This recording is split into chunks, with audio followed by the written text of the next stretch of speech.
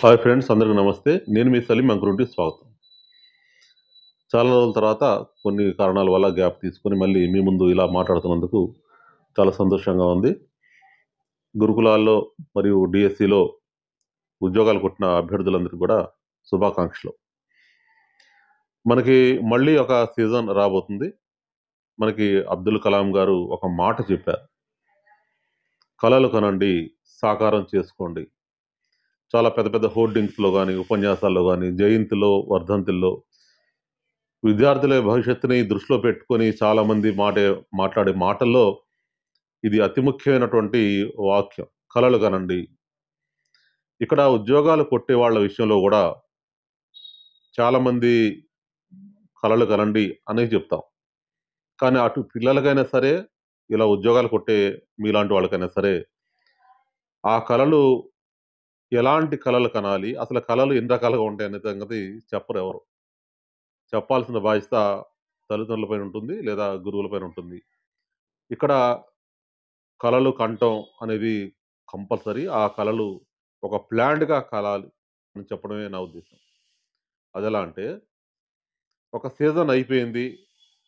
గురుకుల సీజన్ అయిపోయిన తర్వాత డీఎస్సీ సీజన్ వచ్చింది. ఆ డీఎస్సీ సీజన్‌లో గూడా 11,000 ఉద్యోగాలు మనకి ఇచ్చినప్పటికి గూడా చాలామంది బోర్డర్ మార్క్‌ల వరకు వచ్చి ఆగిపోయిన వాళ్ళలో విజేతలు కావాల్సిన వాళ్ళు గూడా ఉన్నారు. సహజంగానే బాగా తక్కువ స్టాండర్డ్ ఉన్నవాళ్ళు ఉద్యోగం రాకుండా ఇంటికాడే ఉండిపోవటం సహజంగా వాళ్ళు గూడా తెలిసొచ్చే మెంటల్‌గా ప్రిపేర్ అవుతారు. కానీ ఉద్యోగం కొట్టగలిగి ఉండి గూడా కేవలం మాటల వరకే పరిమితం అయ్యి, సరైన ప్రణాళిక లేకుండా మళ్ళీ ఇప్పటికీ వీధుల్లో నాకు చెందినటువంటి నాకు తెలిసినటువంటి చాలామంది ఎదురవుతున్నారు. వాళ్ళని ఓపెన్‌గా పిలిచి మందలించే అంత చనువు ఉన్నప్పుడు గూడా ప్రస్తుతానికైతే ఆ పని చేయాలనుకోవడం లేదు. ఇక్కడ కలలు కనే విషయంలో ఒక ప్లాన్డ్‌గా ఉండాలని ఎందుకు చెప్తున్నానంటే, మనకి రాబోయే సీజన్‌లో ఏ ఉద్యోగాలు పడుతున్నాయో అందరికి తెలుసు. కానీ ఆ ఉద్యోగాల యొక్క నిష్పత్తి ఎలా ఉండబోతుంది? దాని యొక్క పోటీ అనేది ఎలా ఉండబోతుంది?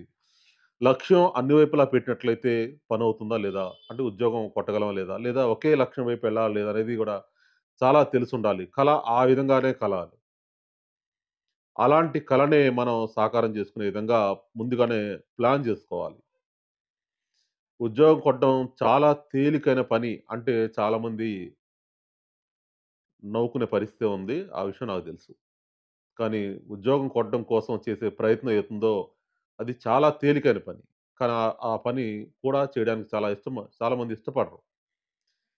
ఏవేవో మాటలు చెప్తారు. చాలా వేడిగా అప్లై చేస్తారు. ఇంకెంతో వేడిగా మాట్లాడతారు. ఇంకెంతో వేడిగా ఉంటారు. బట్ ఎగ్జామ్స్‌కి అంతే వేడిగా ప్రిపేర్ అవ్వడంలో వాళ్ళు పూర్తిగా విఫలం అవుతారు. కారణం ఏంటంటే చిన్న చిన్న రాంగ్ డెసిషన్స్ తీసుకోవడం వల్ల, సరైన నిర్ణయాలు తీసుకోకపోవడం వల్ల, సరైన సమయంలో కాలాన్ని వేస్ట్ చేయడం ద్వారా వాళ్ళు ఉద్యోగానికి దూరం అవుతారు.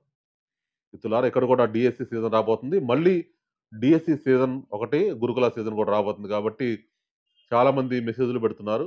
అందరితో మాట్లాడలేని పరిస్థితి కొన్ని కారణాల వల్ల. తప్పుగా అనుకోకండి. రాబోయే రోజుల్లో డీఎస్సీలో మళ్ళీ ఎస్‌జిటి పోస్టులు మాత్రమే ఎక్కువుండే అవకాశం ఉంది. ఎక్కువుండే అవకాశం కూడా కాదు, ఎక్కువే ఉన్నాయి. స్కూల్ అసిస్టెంట్ పోస్టులు మాత్రం చాలామంది మొన్నటి సీజన్‌లో చాలా తక్కువ పోస్టులు ఉండటం వల్ల మేము రాయలేకపోయామండి. అలా ప్రిపేర్ అవ్వలేకపోయాం. ఏదో చెప్తున్నారు. కానీ ప్రతిసారి ఆ స్కూల్ అసిస్టెంట్ పోస్టులు అలాగే ఉంటాయన్న సంగతి ముందుగానే మీరు తెలుసుకోండి. స్కూల్ అసిస్టెంట్ పోస్టులు ఎప్పుడు కూడా వందల్లో ఉండవు. కేవలం పదుల్లో మాత్రమే ఉంటాయి. ఆ పదుల్లో ఉండటం కోసం ఆ రిజర్వేషన్స్ పర్టిక్యులర్‌గా ఆడవాళ్ళకి హారిజాంటల్ రిజర్వేషన్స్‌లో ఉద్యోగం కొట్టాలంటే చాలా కష్టపడాల్సుంటుంది. ఇప్పుడు కూడా రాబోయే రోజుల్లో చాలా కొద్ది మందికి నేనేం చెప్తున్నా అంటే గురుకులాలకు సంబంధించిన నోటిఫికేషన్‌లో మళ్ళీ 3000 నుంచి 4000 వరకు ఉంటాయి కాబట్టి పేపర్‌లో 3 అయినప్పుడు కూడా డీఎస్సీ స్కూల్ అసిస్టెంట్ కొట్టే కంటే గూడా గురుకులాల్లో టీజీటీ కొట్టడం చాలా ఉత్తమం. చాలా తేలికైన పని గూడా. కాబట్టి పీజీటీ, జేఎల్ కంటే గూడా టీజీటీ పైన టార్గెట్ పెట్టండి. TGT salary equal to school assistant salary. గురుకులాల్లో కొంత పని భారం అయితే వాస్తవం గాని అది ఉండబోదు రాబోయే రోజుల్లో. డీఎస్సీ స్కూల్ అసిస్టెంట్ ప్రిపేర్ అయ్యేవాళ్ళు మాత్రం గురుకుల టీజీటీ పైన కూడా ఎక్కువ దృష్టి పెట్టండి. ఆ విధంగా ముందుగానే ప్లాన్ జేసుకోండి. ప్రతిరోజు 5 గంటలు, కనీసం 5 గంటలు, 4-5 గంటలు మీ పని వేళలు వాటిని కుదించుకొని, అలాగే ఉద్యోగాలు చేస్తున్న వాళ్ళు గూడా ఇప్పటి నుంచే స్టార్ట్ చేసి మెటీరియల్ రెడీ జేసుకోండి. ఒక మంచి మెటీరియల్ సంపాదించండి. ప్రణాళిక జేసుకోండి. ఎలాంటి పేపర్‌లు రాయాల్సి ఉంటుంది. ఆ సిలబస్‌లు ఎంత డెప్త్‌గా ఉన్నాయి. వాటికి ఏం బుక్స్ చదవాలి. ఎలా ఎలా ప్లాన్ జేసుకోవాలి. ఇవన్నీ గూడా తెలుసుకునే ప్రయత్నం చేస్తూ ఉండండి. ఇలా మీరు ఇప్పుడు కష్టపడ్డ ప్రతి గంట గూడా రాబోయే రోజుల్లో చివరి నిమిషంలో మీకు పనికొస్తుంది. అప్పుడు ఎన్ని ఇబ్బందులున్నా గానీ మీరు సహజంగానే మీ యొక్క స్టాండర్డ్‌ని, మీ యొక్క యాటిట్యూడ్‌ని పూర్తిగా అక్కడ పెర్ఫార్మ్ చేయగలుగుతారు ఎగ్జామ్ హాల్‌లో. మిత్రులారా, కళలనేవి కనే ముందు టీజీటీ గురుకులాలకు సంబంధించిన కాంపిటీషన్ కాస్త తక్కువనే చెప్పాలి. కంపారిటివ్‌లీ విత్ డీఎస్సీతో పోలిస్తే. కాబట్టి డీఎస్సీని మాత్రమే గుడ్డిగా నమ్ముకొని దాని పైన డిపెండ్ కాకుండా అలాగే కొంతమంది జేఎల్ అంటున్నారు మళ్ళీ. జేఎల్ అంటున్నారు. జేఎల్ రాయడానికి అన్నీ రాసుకోవచ్చు. కానీ ఒక ఉద్యోగం అయితే ముందు కావాలి కాబట్టి మీ యొక్క ఆలోచన విధానంలో జేఎల్, పీజీటీ లాంటి వాటి కంటే కూడా ముందు టీజీటీ పైన పెట్టండి. అలాగే స్కూల్ అసిస్టెంట్ తప్పనిసరి పరిస్థితుల్లో స్కూల్ అసిస్టెంట్ రాయాల్సొస్తే దానిపైన పెట్టండి. లేదంటే ఏమాత్రం టీటీసీ ఉన్నా, డైట్ ఉన్నట్లయితే మీరు ఎస్‌జిటి పైన పెట్టండి.